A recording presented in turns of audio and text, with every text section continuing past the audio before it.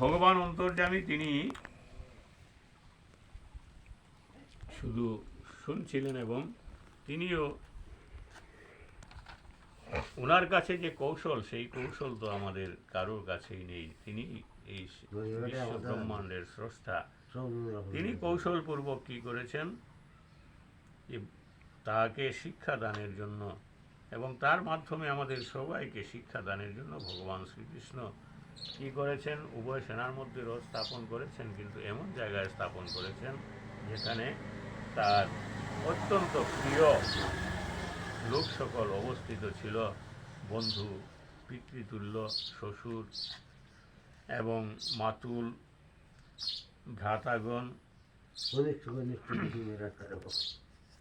তিনি তার অত্যন্ত পূজনীয় ভীষ্ম পিতামহ এবং দ্রোণাচার্য, যার কাছে তিনি অস্ত্র শিক্ষা করেছিলেন, এইরকম স্থানে নিয়ে অর্জুনের রথখানা ভগবান শ্রীকৃষ্ণ এখানে নিয়ে দাঁড় করিয়েছেন। কেন করিয়েছেন? যে অর্জুনের মনে মোহ উদয় হওয়ার জন্যই, এবং সেই মোহ দূর করার জন্য ভগবান প্রস্তুত। আর অর্জুনের মাধ্যমে আমাদের সবাইকে শিক্ষা দানের জন্য ভগবান এই কার্য করছিলেন। তো যখন উভয় সেনার মধ্যে তার রথ স্থাপন করা হয়েছে, তখন দেখলেন যে তার আত্মীয় স্বজনকে দেখে তার মনে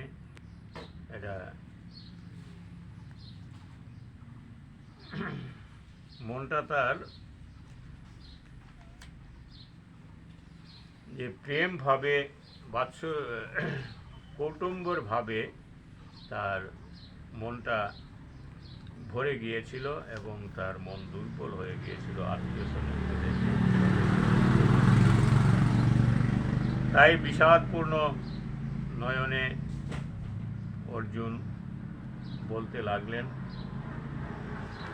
যে আমি এদের সঙ্গে যুদ্ধ করব না।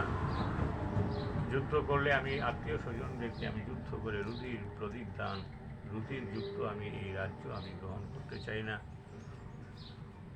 এই রুধিরপূর্ণ রাজ্য আমি গ্রহণ করে কি করব? যাদের জন্য আমরা রাজ্য লাভ, তারাই যদি থাকলো না, অতএব আমি যুদ্ধ করব না। যদি আমি যুদ্ধে নিরস্ত হয়ে থাকি আর আমার যারা শত্রুপক্ষ আছে, আমার ভ্রাতা দুর্যোধন, এরা যদি আমাকে হত্যাও করে, তবুও আমি মনে করব এটাই ভালো, তবুও আমি